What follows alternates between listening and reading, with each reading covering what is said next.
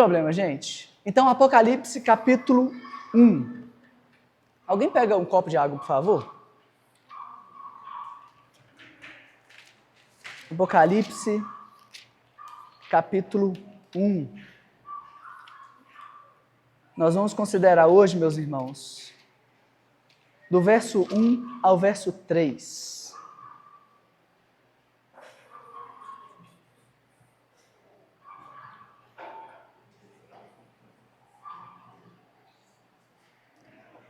Obrigado, meu irmão. Apocalipse, capítulo 1.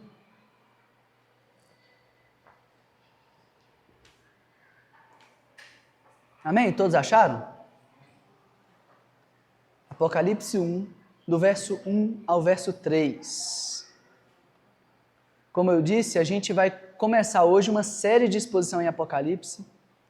E esse aí é o prólogo, as primeiras palavras de Apocalipse. A gente vai hoje, então, entender um pouco da proposta do livro, o que Deus quer nos ensinar por meio da mensagem de Apocalipse. Apocalipse capítulo 1, do 1 ao 3, assim diz a palavra de Deus, meus irmãos. Revelação de Jesus Cristo, que Deus lhe deu para mostrar aos seus servos o que em breve há de acontecer. Ele enviou seu anjo para torná-la conhecida ao seu servo João, que dá testemunho de tudo o que viu, isto é, a palavra de Deus e o testemunho de Jesus Cristo. Feliz aquele que lê as palavras dessa profecia, e feliz aqueles que ouvem e guardam o que nela está escrito, porque o tempo está próximo. Vamos orar. Deus bendito, nós estamos diante da Tua palavra, Senhor, e Apocalipse é um dos textos muito mal compreendidos pelo Teu povo, por isso nós pedimos o Teu auxílio para que a gente possa compreender aquilo que o Senhor revelou para nós. Nos dê graça, Deus, nesse período, que apesar da minha fraqueza, o Senhor possa fazer a Tua palavra grande nessa noite. Que apesar de mim, o Senhor revele ao Teu povo e continue a revelar ao Teu povo a grandeza da Tua palavra. Que nós possamos encontrar consolo e esperança no meio desse mundo caótico. Ó Deus, nos dê sabedoria, que nós possamos ser bem-aventurados. Porque bem-aventurado é aquele que lê. E bem-aventurado é aquele que ouve e guarda as palavras dessa profecia. Ó Deus, nos dê alegria ao contemplar a Tua vontade. Que o Senhor possa falar conosco e descortinar aquilo que o Senhor revelou ao Teu servo João. Que nós possamos ouvir a Tua voz, Deus. É o que nós pedimos em nome de Cristo, nosso Salvador. Amém. Meus irmãos, Martinho Lutero, sobre Apocalipse. O que você imagina que um protestante vai falar sobre Martinho Lutero? É muito interessante quando alguns papistas, alguns romanos, eles acusam os protestantes dizendo o seguinte: mas Lutero disse isso. Olha só como Lutero estava errado. E se Lutero está errado, nós dizemos: Lutero, você está errado. Porque nós não temos compromisso com Lutero. Nós temos compromisso com a Sagrada Escritura. E agora eu vou assustar vocês acerca de uma coisa que Lutero disse. Olha o que está na página 3 da Ordem de Culto, uma frase de Lutero, em 1522. Lutero diz o seguinte: nem apostólico, nem profético. Não consigo de modo algum identificar que o Espírito Santo o produziu. Veja, presume-se que aquele que guarda o que está escrito neste livro seja abençoado. Contudo, ninguém sabe do que se trata, quanto menos o que significa guardá-lo. Cristo não é ensinado e nem conhecido nesse livro. Olha o que Lutero diz. Lutero diz isso num contexto onde que as pessoas usavam Apocalipse de forma distorcida. E eles viam as pessoas usando o Apocalipse de forma distorcida, e a tendência dele foi rejeitar e tirar isso do cânon. E se Lutero continuasse nisso, ele seria um herege, certamente. Mas ele se arrepende depois, no fim da vida, ele começa a ver que ele está um pouco errado em relação a isso, porque ele encontra em Apocalipse algo para bater em Roma. E aí ele começa a usar Apocalipse para bater em Roma, e ele então concorda com o Apocalipse. Mas Lutero está absolutamente errado da forma de entender Apocalipse. Mas isso não é uma exclusividade de Lutero. Olha o que Chesterton, um católico, diz acerca de Apocalipse. Embora São João, o evangelista, tenha visto muitos monstros estranhos em sua visão, ele não viu criaturas tão selvagens como um dos seus próprios comentaristas. Chesterton, na sua forma ácida de comentar as coisas, ele diz, olha, tem muitos monstros em Apocalipse, mas nenhum é tão grande como as pessoas que interpretam. Porque cada absurdo que é feito em nome de Apocalipse. Eu trouxe isso aqui, é estranho, né? Eu estou concordando com o papista e estou discordando de Lutero. Mas só para que vocês entendam que Apocalipse é um dos livros mais mal compreendidos da história da igreja. As pessoas têm visões completamente distorcidas acerca de Apocalipse. E uma das primeiras visões distorcidas, ela é combatida pela primeira frase de Apocalipse. É a primeira coisa que eu quero trazer para você. A primeira frase, a primeira palavra de Apocalipse. E o que significa de fato Apocalipse? Revelação.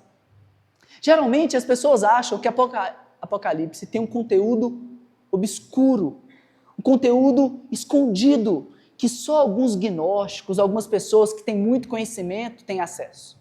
Só que isso é o contrário do que a palavra diz. A palavra diz que Apocalipse não é algo que está escondido. Apocalipse é algo que está revelado.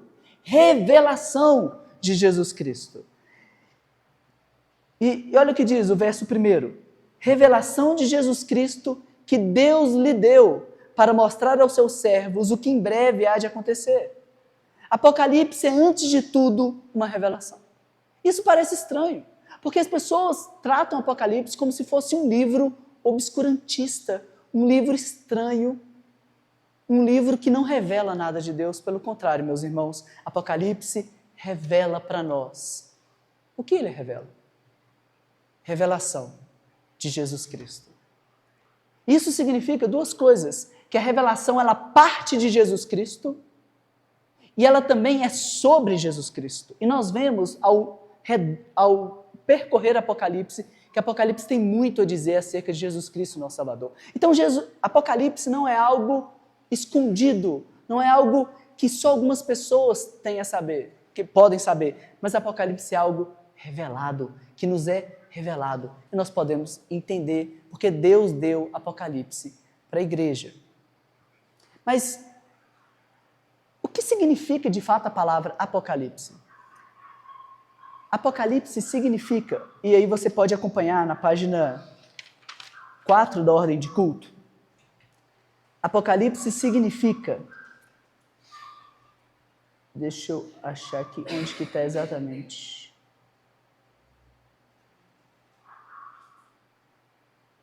Não, eu não coloquei aqui. Mas Apocalipse significa exatamente revelação, descortinar. Apô significa tirar e lipse o véu. Tirar o véu, descortinar alguma coisa. Uma coisa que estava oculta, que ninguém sabia, que ninguém conseguia compreender, mas agora é tirado o véu. E agora, por meio desse tirar do véu, desse descortinar, nós conseguimos entender o que está revelado. E Apocalipse significa exatamente isso. Em português, nós transliteramos a palavra. Então, o grego é exatamente isso, Apocalipsis. Nós transliteramos, a gente não traduziu ele, porque a tradução seria revelação. Em inglês, por exemplo, o título desse livro é Revelação, porque eles traduziram, eles não transliteraram do grego. Mas no português nós transliteramos. Então, Apocalipse significa, de fato, revelação. É uma revelação de Cristo Jesus. Mas se é uma revelação, se Deus deixa as coisas claras, Ele tira o véu, por que há tanta complicação para que a gente entenda Apocalipse? E a primeira coisa é que, para que a gente compreenda Apocalipse, é necessário que nós tenhamos uma compreensão muito profunda do Antigo Testamento. Olha o que está aí na página 4 da Ordem de Culto.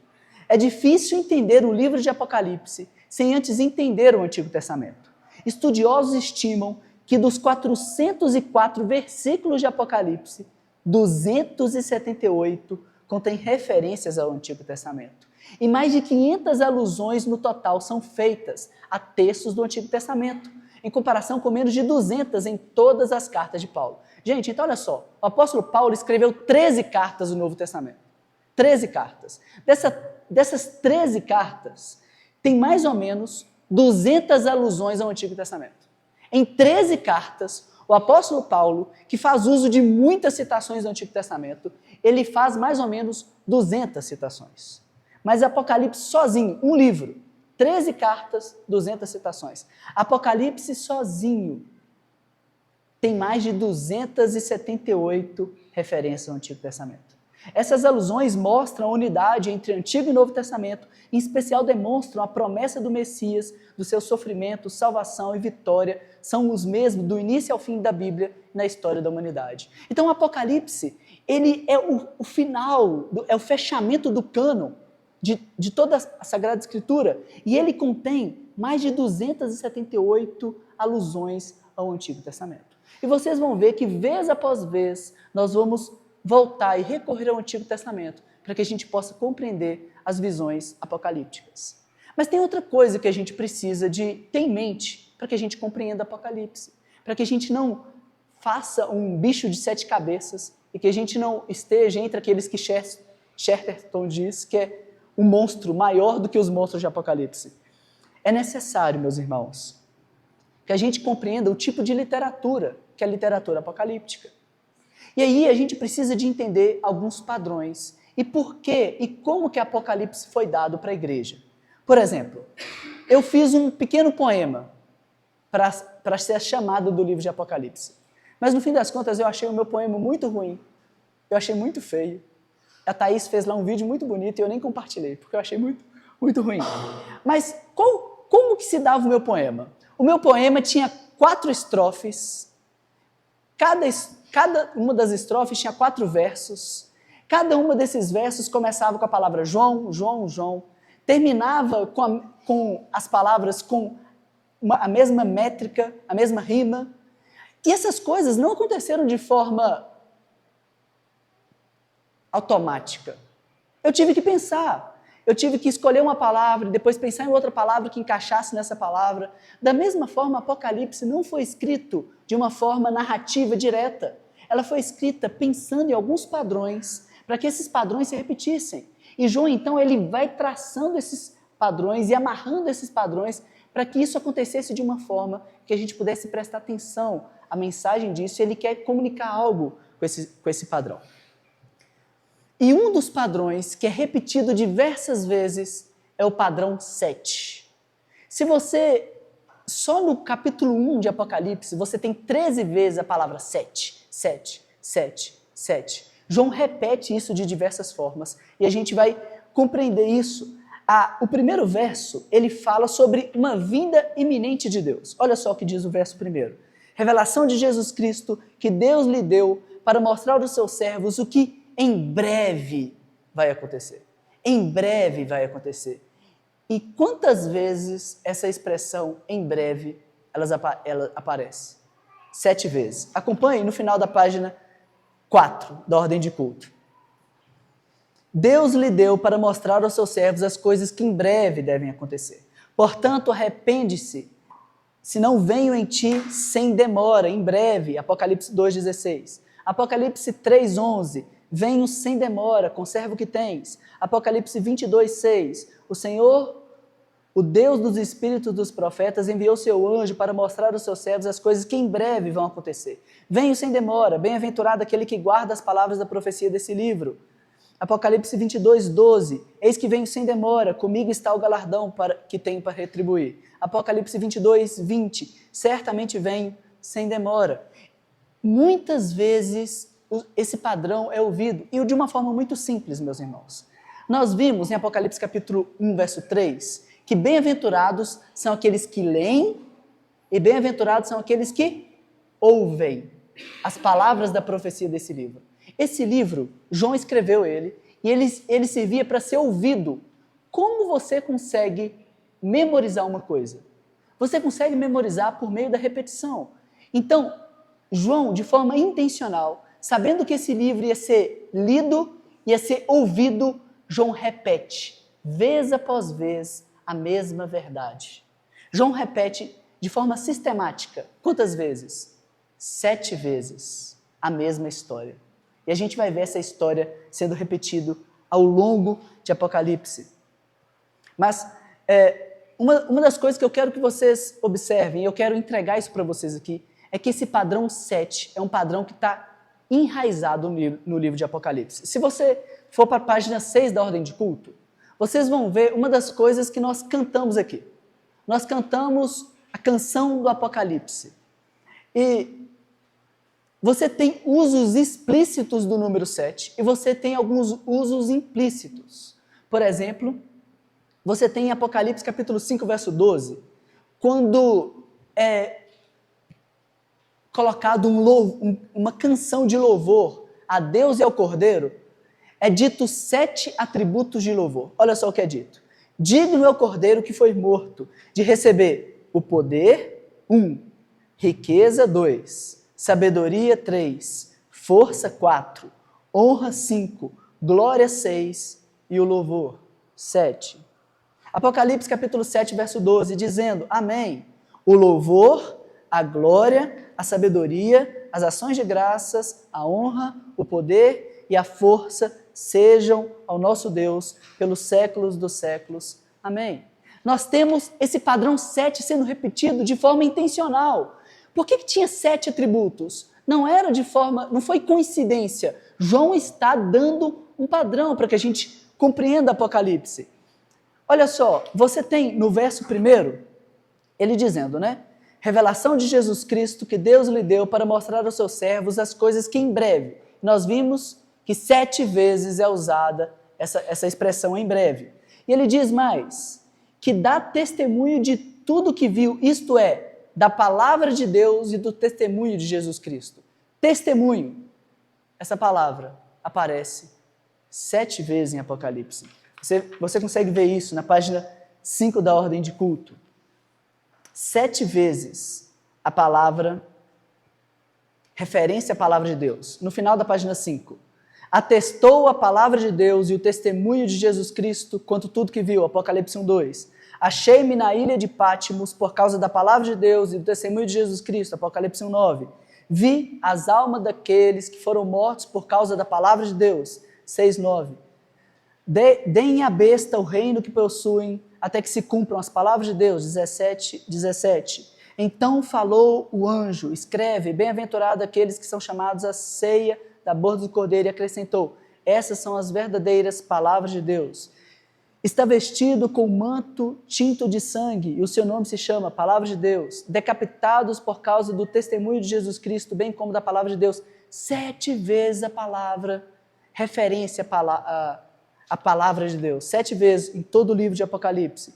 E mais uma vez, nós vimos, ainda em Apocalipse 1:3, bem-aventurados são aqueles que veem, bem-aventurados são aqueles que ouvem. Quantas vezes as palavras bem-aventurados em Apocalipse?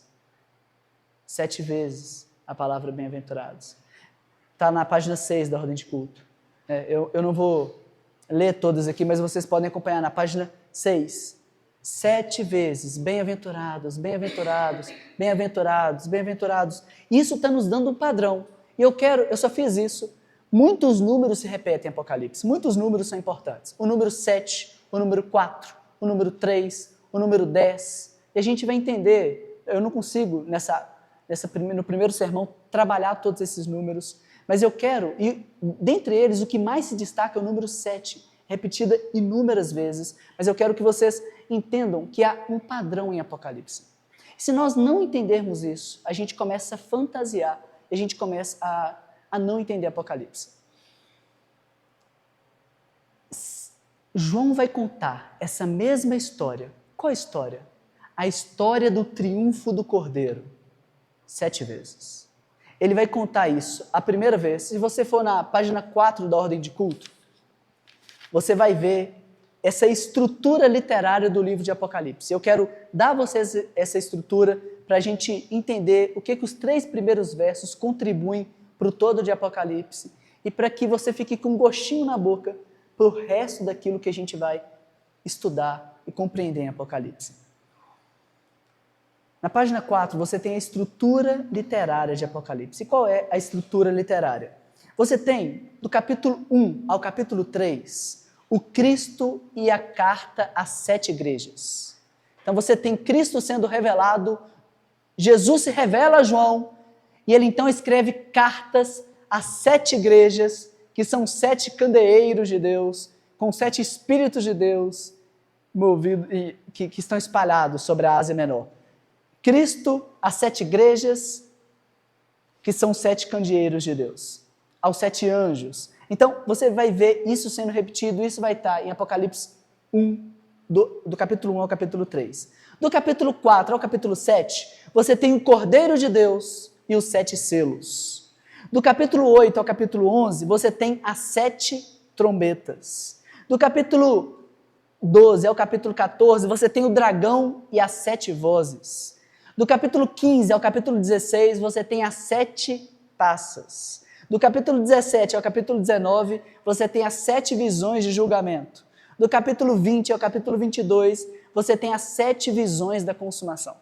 7, 7, 7, 7. 7 cartas, os 7 selos, as 7 trombetas, as 7 vozes, as 7 taças, os 7 julgamentos e as 7 visões da consumação. Apocalipse está estruturado de uma forma recapitulativa, de uma forma onde que a mesma história é repetida, vez após vez, só que com mais intensidade. Para que você entenda o que Apocalipse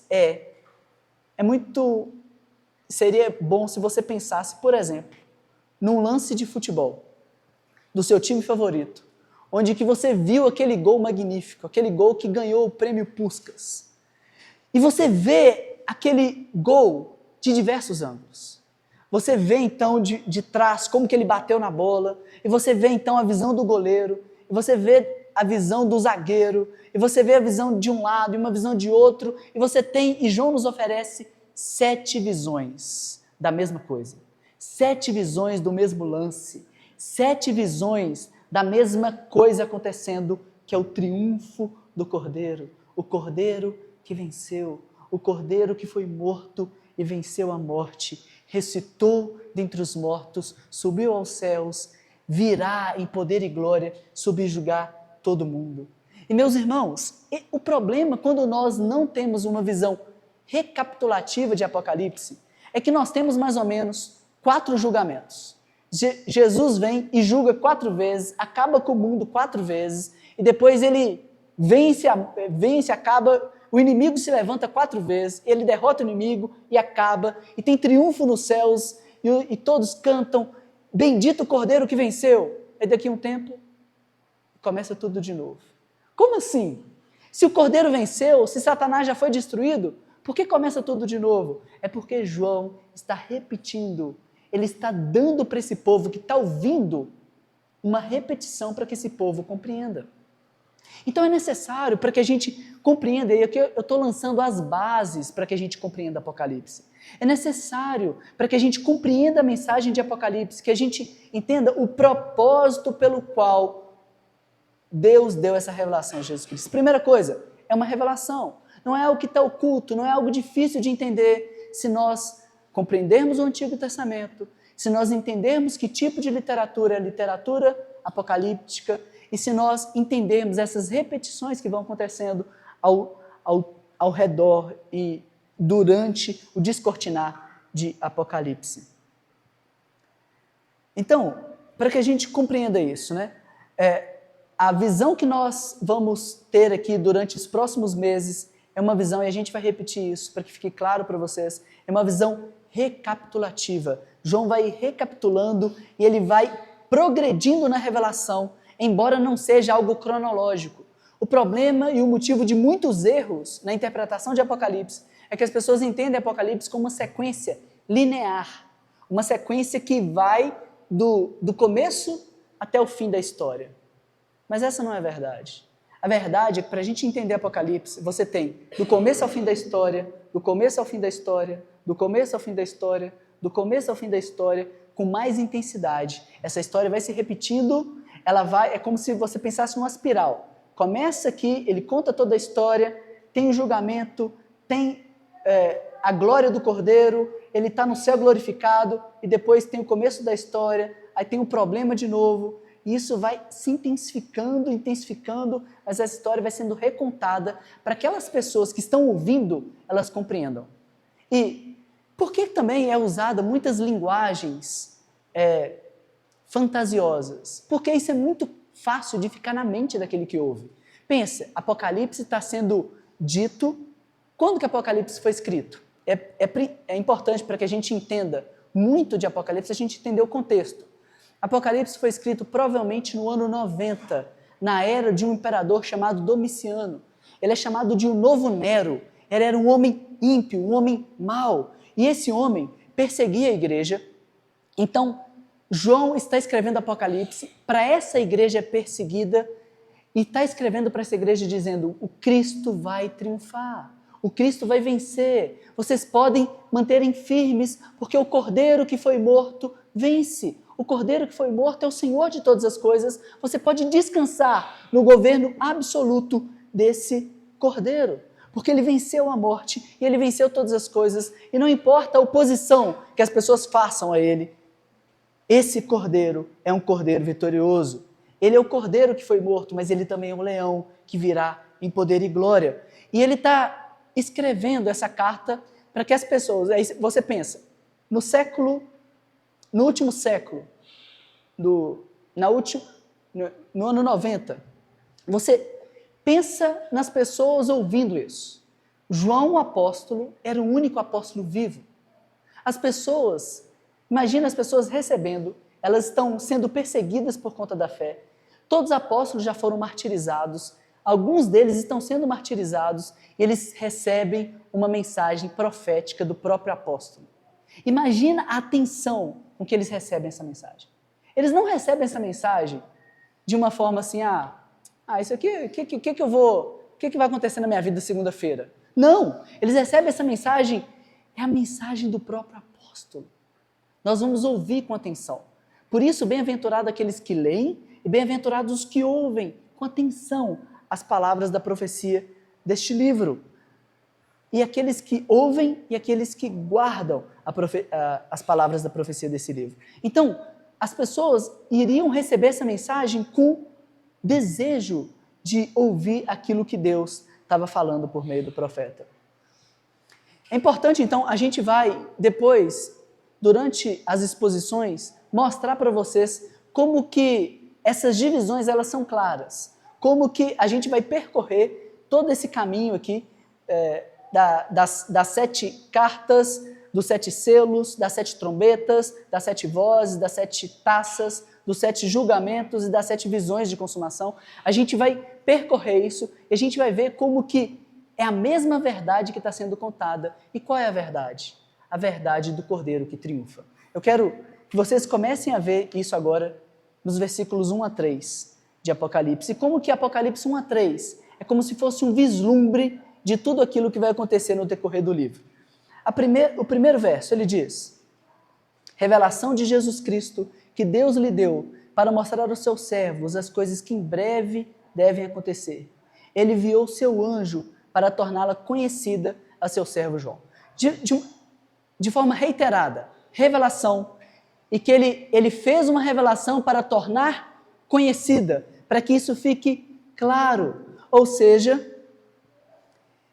o que a gente vai tratar aqui do verso 1 ao 3 é uma revelação de Jesus Cristo, dada por Deus e testemunhada por João, para que os cristãos, ao lerem, ouvirem e guardarem essa profecia revelada, tenham esperança, conforto e consolo no tempo presente, até que tudo seja consumado.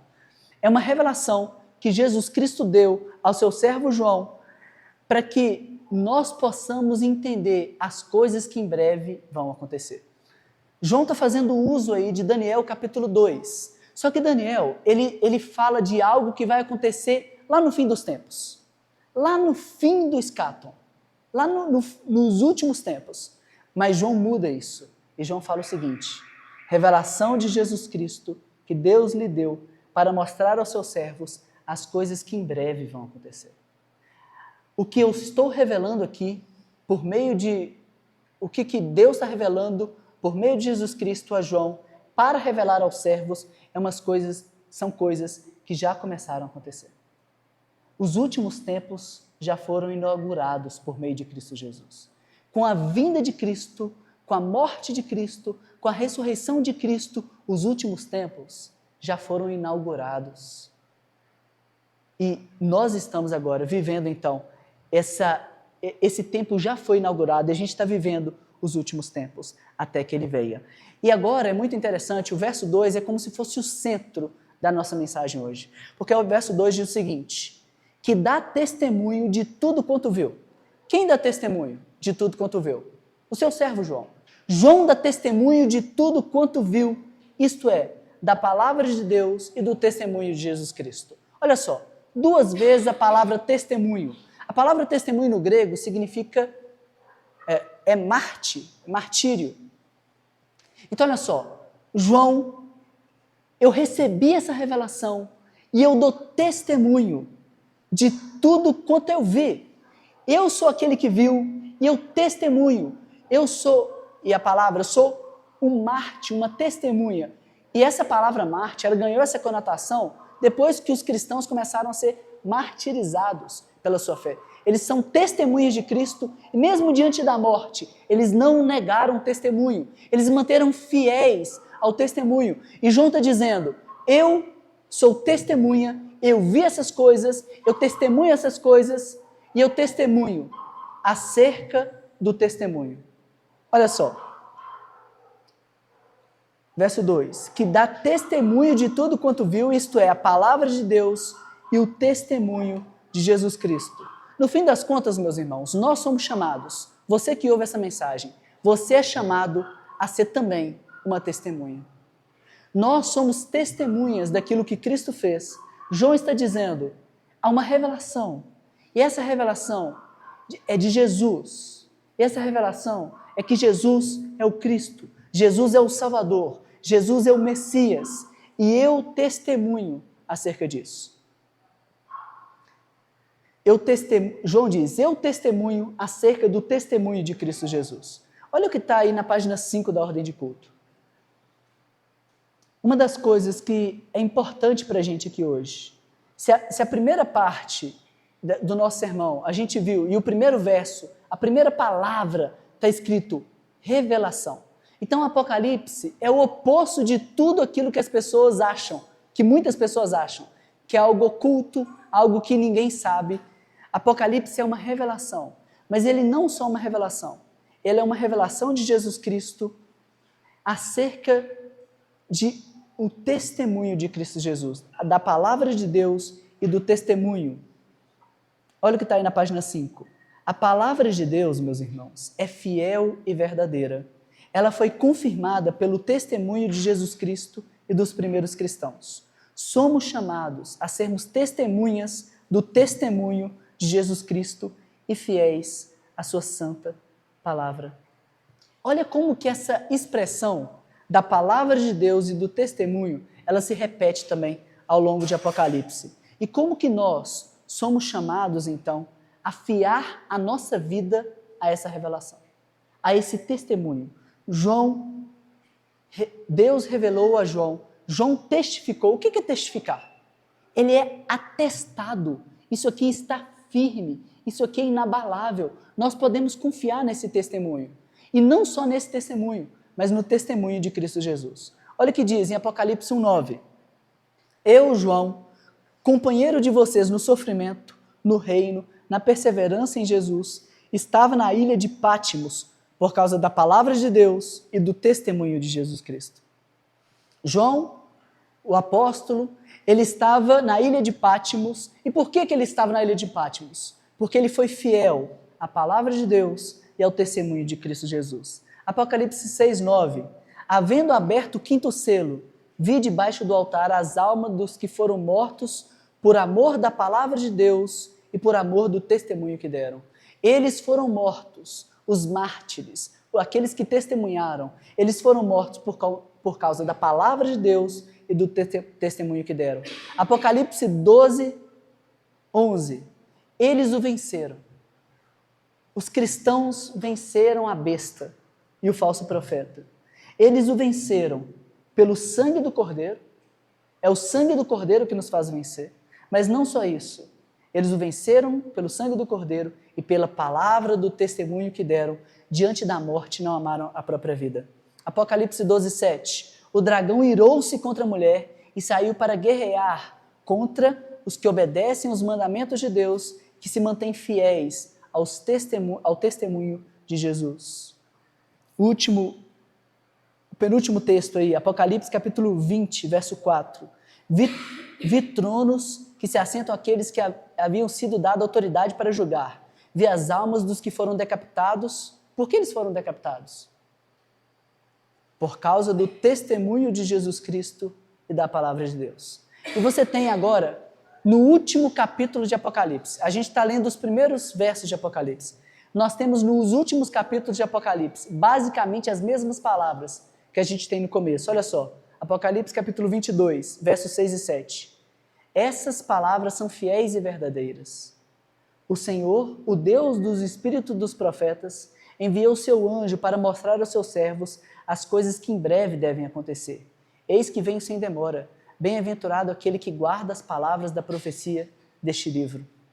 Muito parecido com aquilo que a gente acaba de ler. Mas qual que é o cerne de tudo isso e qual que é o centro daquilo que a gente está trabalhando aí do Apocalipse 1 ao Apocalipse 3? Essas palavras são testemunhadas. Essas palavras são fidedignas. Essas palavras são confiáveis. Nós podemos confiar nessas palavras, porque o próprio Cristo é quem testemunha. O João testemunha acerca do testemunho de Jesus Cristo e milhares e milhões de cristãos dão testemunho deste testemunho e nós somos chamados a continuar esse testemunho. E é uma forma de nós vencermos esse mundo mal, que é por meio da palavra de Deus e do testemunho de Cristo Jesus. Nós somos chamados hoje, meus irmãos, a sermos testemunhas deste testemunho que Cristo Jesus nos deu, a palavra de Deus e do testemunho de Cristo Jesus. Se Apocalipse, muitas vezes, primeiro, ele é considerado algo obscuro. Nós vimos que ele é uma revelação.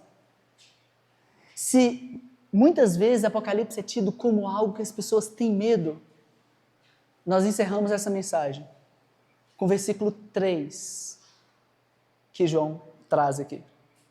E ele fala, bem-aventurado, Macários, no grego, mais do que feliz. Mais do que feliz é o quê? Quem que é mais do que feliz? Verso 3. Mais do que feliz, bem-aventurado, é aquele que lê as palavras dessa profecia e aqueles que ouvem e que guardam o que nela está escrito, porque o tempo está próximo. João, então, começa a sua revelação em Apocalipse, dizendo sobre bem-aventurança, sobre algo que é mais do que feliz. É mais do que feliz aqueles que leem, porque, como eu disse, essa era uma carta circular, era uma carta que deveria ser lida para a igreja, e João endereça, e a gente vai ver isso nas próximas semanas, João endereça as 7 igrejas da Ásia. E essa carta deveria ser lida. Então, uma pessoa pegava essa palavra. Se eu começasse a ler para vocês aqui todo o livro de Apocalipse, e eu lesse de Apocalipse capítulo 1, Apocalipse capítulo 22, eu demoraria cerca de 1h30 para ler todo o livro. Então, essa palavra era lida de forma integral. As pessoas começavam a ler e não tinha nada de explicação. Elas leiam e, claro, depois explicavam, mas era uma carta lida de forma integral. E quando essa carta é lida de forma integral, o ouvinte começa a conseguir perceber alguns padrões. Ah, isso então se repete. Ah, isso de novo. Olha, mas de novo o dragão se levantou. E de novo o dragão foi destruído. E de novo os servos de Deus exaltaram. E aí esses padrões eles começam a ser percebidos. E é isso que a gente vai perceber durante a exposição.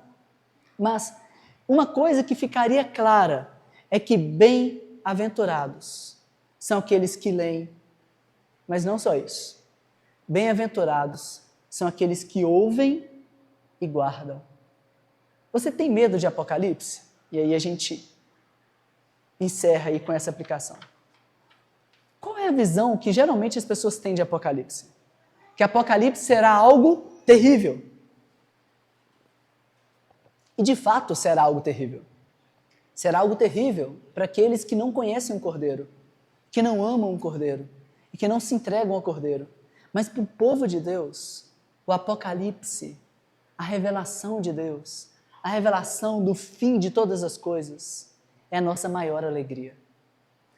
Apocalipse para a gente não é motivo de tristeza, Apocalipse para a gente não é motivo de ter medo, mas Apocalipse para a gente é motivo de alegria. E você deve desejar conhecer o Apocalipse. Bem-aventurado. Meus irmãos, a palavra de Deus já foi revelada para nós. O que você sabe sobre Apocalipse? Você compreende Apocalipse? O texto, a palavra que começa o livro de Apocalipse diz revelação, já está revelado. Só depende da gente procurar olhar para essa revelação e compreendê-la. Só depende da gente desejar compreender essas verdades. E nós estamos aqui, e o que a gente vai fazer nos próximos meses é de forma detida olhar para esse livro e compreender cada uma das verdades aqui anunciadas. E nós vamos ver que Apocalipse não é um bicho de 7 cabeças, né? Apocalipse muitas vezes ele usa uma linguagem hiperbólica, uma linguagem de expressões idiomáticas, por exemplo, mas não para confundir a gente, mas para trazer clareza. Vamos lá. Para que serve uma expressão idiomática? Principalmente com números. A gente vai ver que Apocalipse tem muito números. Mas se eu disser para vocês assim, comigo é assim, eu sou 8 ou 80? Não é para confundir. 8? Como assim? 8? 80? Ou então, eu dizer para você assim, essa pessoa é muito X9. Né? Eu estou usando uma expressão idiomática. Não significa literalmente a pessoa é um X9? Como assim? Né? Ou então, nossa, esse cara é muito 10. Como assim o cara é muito 10? Né? Ou então, essa pessoa tem a língua maior que a boca. Ou então, a mãe dele só fica passando a mão na cabeça. Não quer dizer que a mãe fica rolando lá a mão da cabeça do menino o tempo todo. Significa que ela poupa ele, né? Então, a gente precisa de compreender e olhar de forma honesta para essas verdades e compreender as verdades que estão contidas. Deixa eu dar um exemplo com uma fera, para que vocês entendam, né? Porque vai ter feras aqui. Se eu disser assim, olha, o Thales é muito fera. Será que ele é uma fera? Não, é que ele é um cara legal, gente boa, né? É isso. Então, assim, nós precisamos de compreender o tipo de literatura que a gente está lendo, para que a gente compreenda que Apocalipse não é um bicho de 7 cabeças. Pelo contrário, ele é um descortinar, ele é um revelar da palavra de Deus para a gente. Agora, nós precisamos de ter tempo, a gente precisa de tempo, a gente precisa de considerar, a gente precisa de atentar para a voz de Deus, a gente precisa de sentar aos pés da palavra com desejo de conhecer, de entender o que está sendo revelado para a gente, porque já foi revelado, já foi descortinado, e nós seremos, meus irmãos, bem-aventurados se nós compreendermos essas verdades. A pergunta é, você quer ser bem-aventurado? O que você compreende aí de Apocalipse? Bem-aventurado aqueles que leem, aqueles que ouvem e aqueles que guardam as profecias contidas nesse livro, porque o tempo está próximo. Confuso? Muita informação? É verdade, né, gente? Eu tentei aqui trazer o resumo de muita coisa. E a tendência é da gente querer descortinar todo o Apocalipse. Mas a gente vai precisar de paciência e de tempo para que vocês comecem a compreender de forma paulatina, cada vez mais, aquilo que Deus está revelado. Porque não está nada oculto, não está nada longe da gente, mas está algo revelado para a gente. E o que a gente vai ver é de forma reiterada, recapitulativa, as verdades de Deus sendo transmitidas, anunciadas sobre o Cordeiro que venceu a morte, que ressuscitou dentre os mortos, que veio e que virá julgar vivos e mortos. Amém, meus irmãos? Eu sei que talvez essa mensagem tem muita informação, mas eu quero lembrar a vocês da promessa, da bem-aventurança, para aqueles que ouvem as palavras anunciadas, que nós possamos ouvir essa mensagem com desejo de conhecer. Vamos orar? Pedir que Deus nos guarde e nos abençoe durante toda essa jornada em Apocalipse e que cada vez mais a mensagem de Apocalipse possa ser para a gente não algo obscuro, não algo distante, não algo que traga medo, mas algo que está claro para a gente e que a gente possa compreender de forma profunda o que Deus tem a nos ensinar. Vamos orar. Senhor Deus Santo, bem-aventurado Deus é aqueles que leem e aqueles que ouvem as palavras da profecia desse livro. Ó Deus, nos dê ouvidos para ouvir, nos dê olhos para enxergar.